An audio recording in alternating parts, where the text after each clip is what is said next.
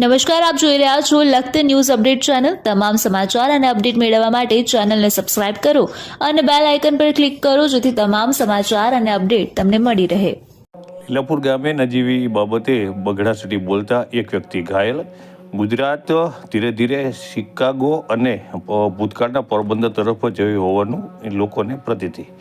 ગુજરાતની અંદર કાયદો અને વ્યવસ્થા કથળી છે। દરરોજ ખૂન, મારામારી, બળાત્કાર સહિત ચોરી સહિતના અનેક ગુનાઓ બની રહ્યા છે। ત્યારે ખાસ કરી અને દેશી દારૂ અને ઇંગ્લિશ દારૂની હોમ ડિલિવરી થઈ રહી છે। જે રીતે દૂધ ઘરે ઘરે વેચવા નીકળે છે તેમ મોટરસાઇકલ ચાલકો પોતાના મોટરસાઇકલ ઉપર દેશી દારૂ કારા જબલામાં લઈ અને શેરીઓની અંદર ફરતા હોવાની પણ લોકો દ્વારા બૂમરાણ ઉઠવા પામી છે। ત્યારે સમગ્ર ગુજરાતની અંદર દેશી દારૂના લીધે 20થી 30 વર્ષના અનેક યુવાનો મોતને ભેટી ચૂક્યા છે અને તેઓ હાલમાં ઘણા બધા યુવાનો એવો છે કે તેઓ જીવવા માટે ઝઝૂમી રહ્યા છે અને મોતની નજીક છે। ત્યારે આ ગાંધીજીના ગુજરાતના કાયદોની વ્યવસ્થા જાળવતા લોકોને ખાસ કરીને તેમને જાગવું જોઈએ અને જોવું જોઈએ કે આપણને લોકોના ટેક્સમાંથી કાયદોની વ્યવસ્થા જાળવવા માટે થઈ અને પગાર આપવામાં આવે છે। ત્યારે હાલ આપણું ગુજરાત જે ગાંધીજીનું ગુજરાત છે તે કઈ તરફ જઈ રહ્યું છે તે